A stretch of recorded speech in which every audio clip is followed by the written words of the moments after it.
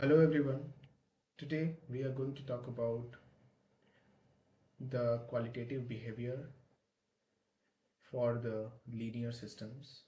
In the last class, we talked about this matrix JR, that was the Jordan form.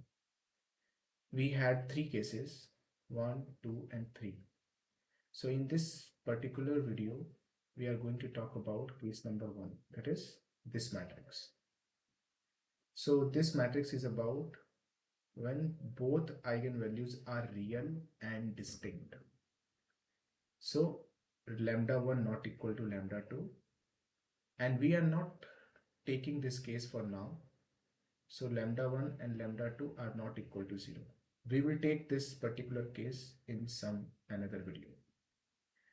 Please recall from the last video that xt is equal to m exponential of jrt m inverse x naught was the solution of x dot is equal to ax. X is equal to ax is the linear time invariant system. I have discussed this equation in a very detailed manner in the last video. Now let's take m is equal to v1 and v2. These v1 and d2 are the vectors in two-dimensional space. v1 and v2 are the eigenvectors corresponding to eigenvalues lambda 1 and lambda 2. So eigenvector means if you have a matrix A and if you multiply with V vector, then you will get the scalar times of the same vector, that is V. This is called eigenvector, and this lambda, that is the scalar value, this is called eigenvalue.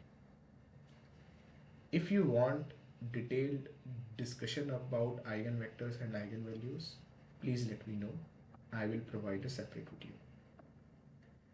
Now, if I multiply this A matrix with M matrix, M is what? V1 and V2. V1 and V2 both are in two-dimensional space, that is 2 cross 1. So A times V1 V2, you can multiply AV1 AV2. Now I have given the definition of the eigenvalues and eigenvectors, that is AV is equal to lambda V. It means that AV1 is equal to lambda 1 times V1 and AV2 is equal to lambda 2 times V2. Okay, so now I can write AV1 is equal to lambda 1 V1 and AV2 is equal to lambda 2 V2. Now please note here carefully that I can write this matrix as the product of these two matrices, V1 V2, and this another diagonal matrix where lambda 1 and lambda 2 are coming on the diagonal place. Now when you will multiply these two matrices, you will get this same matrix. Okay, so now I can write AM is equal to M times V1, because this matrix is nothing but M. So M, and this diagonal matrix I am representing using capital lambda. So now if you will multiply both sides, M inverse here, you will get this equation. M inverse AM is equal to capital M. It means that if you multiply this matrix like this, M inverse on the left hand side and M on the right hand side of A, you will get a diagonal matrix, and this diagonal matrix is nothing but lambda 1 0 0 lambda 2. That is the beauty of this matrix. You can convert any A matrix into a diagonal matrix. Okay, now to better understand this system, to find the qualitative behavior of the system, I am going to convert this system into another coordinate frame, that is z1 z2. I am going to define this variable z as m inverse x. This is how I have defined this. Now just differentiate both the side, you will get z dot is equal to m inverse x dot. X dot is nothing but ax. Yeah, and now you can write x from here as x is equal to mz. Yeah, just multiply both sides with m, you will get this. Now put this x here, you will get m inverse am set. Now please note here that m inverse am is equal to capital lambda. What was capital lambda? Diagonal matrix. Now you can write z dot is equal to, in place of this you can write capital lambda, and this capital lambda is lambda 1 0 0 lambda 2 z. And what is z? Z is nothing but this z1 z2. Okay, so I can write in equation form this as z1 dot is equal to lambda 1 z1. Just multiply this matrix with this matrix, z matrix, and z2 dot is equal to lambda 2 z2. Now you can see that this equation is the decoupled equation. Yeah, so decoupled equation means in this equation only z1 is appearing, in this equation only z2 is appearing. So I can find the closed form solution, that is z1t is equal to z1 naught e to the power lambda 1t, z2t is equal to z2 naught e to the power lambda 2t. Here z1 naught and z2 naught are the initial values of z1 and z2 respectively. Now if you want to find the phase portrait, we want to draw the curve between z1 and z2. To find the equation between z1 and z2, we need to eliminate t.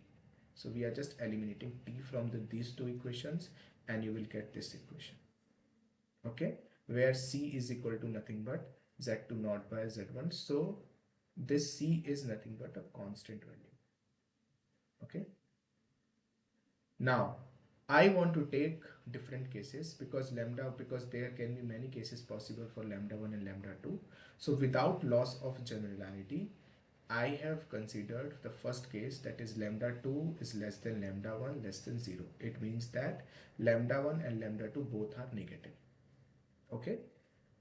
Now you can see that if lambda 2 is less than lambda 1, then this z2t will go to 0 faster as compared to z1t. It means that z2 I am calling fast eigenvalue and z1 I am calling as slow eigenvalue.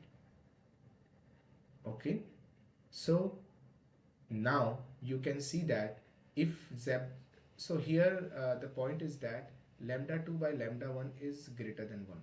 Why? Because lambda 2 is less than lambda 1. So lambda 2 by lambda 1 is greater than 0. Okay, so just look at this equation carefully. This value is positive. So if you increase z1, z2 will increase. Yeah, if you will increase z1, these values are increasing, z2 value. And if z1 is decreasing, z2 is decreasing. It means that the curve will look like this only. These curves are fine. Yeah, if you start from different initial conditions, you will get different curves. Okay, this is what is meaning of phase portrait. Phase portrait is the family of curves. But the point is that whether the arrow should be like this or whether the arrow should like with this is we can decide with the help of this equation. This equation is nothing but the slope of the curve. So if you will find the slope dz2 by dz1, you will get this equation. Now please note that z lambda 2 by lambda 1 is greater than 1. It means that this power is positive. So if you will put z1 very high, it means that the slope is infinite. Infinite slope means what? The angle is 90 degrees. So if your z value is very high, this will be infinite. Infinite means almost perpendicular, like this. And if z1 is very small, the slope will be 0. It means that it will be tangent to the x-axis. So the curve will go like this. Okay, that's why arrow is coming like this, downward everywhere. Understood? Now this phase portrait we have drawn between z1 and z2, but our actual system was x dot is equal to ax. So we need to find the phase portrait between x1 and x2.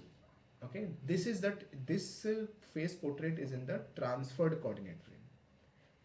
Okay, now if you will shift back, if you transfer back to the x coordinate frame, the picture will look like this. So here what is happening, this v1 is the eigenvector corresponding to lambda 1, and this v2 is eigenvector corresponding to lambda 2. Now lambda, now we know that if z1 is small, then the slope was 0, right? If z1 is small, the slope was 0. It means that when x1 is small, it will almost tangent to v1, and when this x1 is large, it will almost parallel to v2. Yeah, so in the transferred coordinate frame, when x1 is large, almost parallel to v2. See, this is v2, and this is, the curve is lying something coming like this. So this curve and this v2 is almost parallel, and when x1 is small, it is almost tangent to v1. Okay, so we see that the equilibrium point x0 is called stable node. Why are we calling a stable node? Because you start from anywhere, it will finally come to 0.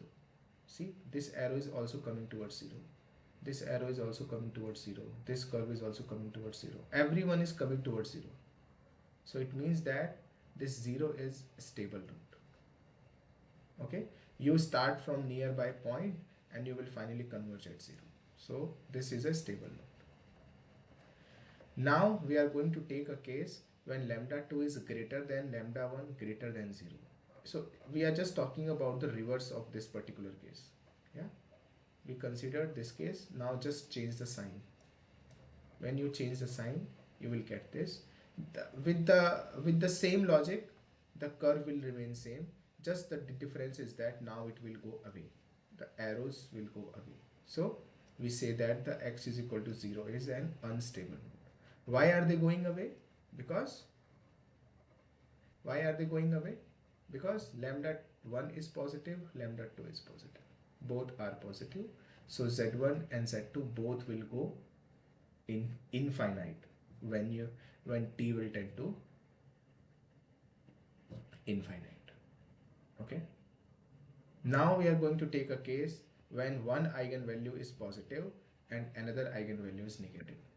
So since lambda 1 is positive, so it is called unstable eigenvalue. Why? Because as t tends to infinity, this value is going to infinite. And since lambda 2 is negative, so this value will go to 0 as t tends to infinity. That's why this eigenvalue is stable eigenvalue. Now lambda 2 by lambda 1 is less than 0. So if this value is less than 0, it means that it will be tangent to z1 as z1 tends to infinite. Because if this value is negative power, yeah, so if z1 is very high, then this tangent will be 0, almost 0. And the tangent to the z2 when z1 tends to 0, because when z1 will be, because this power is negative, so z1 will come in the denominator. Yeah, so if z1 is 0, then it will almost tangent to z2. So the picture will look like this. When z1 is high, it is almost tangent to z1. If z1 is small, it is almost tangent to z2. Okay, so this kind of curve will come into picture. And please note that this is a special curve. Here what is happening, if you will start exactly at z2, it will come towards 0. See this. And if you will start from anywhere here, it will go beyond 0. So this trajectory we call a stable trajectory, and this trajectory we call unstable trajectory. Why are we calling this trajectory as unstable trajectory? Because it is going away from the origin. And this is stable. Why? Because it is coming towards the trajectory. And this kind of phenomena, because in one direction it is coming towards 0, and after a while it is going to far away from the 0. See here, coming towards 0, then going far. So this kind of behavior we call saddle behavior. So this equilibrium point is nothing but the saddle point. And in the actual coordinate frame, that is in xy frame, it will look like this, that it will come towards 0 along v2, and it will go away towards 0, it will go away the origin along v1 axis. Okay, so this was all about this particular case 1. In the next class we will talk about this case when the eigenvalues will be same. I hope you understood the lecture. Please let me know if you have any doubt.